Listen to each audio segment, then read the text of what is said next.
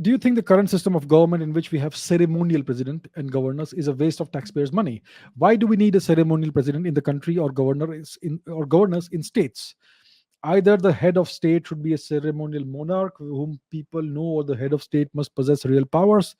The ceremonial president is really a waste of money, like the Rashtrapati Bhavan. PM Modi or any other future PM can also be the head of the state.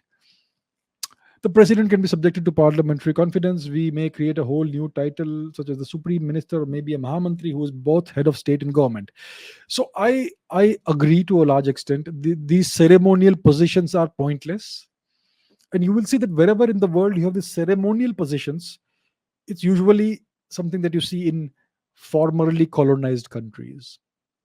So when the transfer of power, all of these formerly colonized countries, they have witnessed a transfer of power on the terms of the colonizing force to some dictator or to some local political group.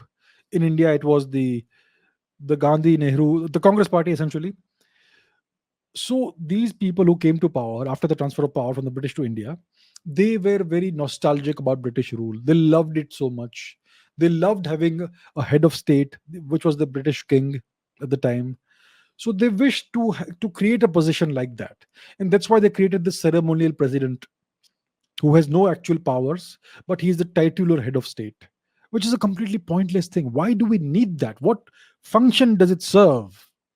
It serves no function, no purpose to have such a person, such a role in governance. And similarly for these governors of states who actually can't do much. Why can't the elected chief minister have all the powers? Why do we need somebody on top of him or her?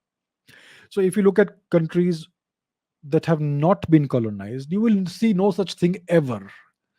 In France, the person who is elected president is the head of state. There is nobody above him or her. There is no titular or ceremonial position. In the US, the president is the head of state. The president is indirectly elected by the people, indirectly, and there is no titular or ceremonial position.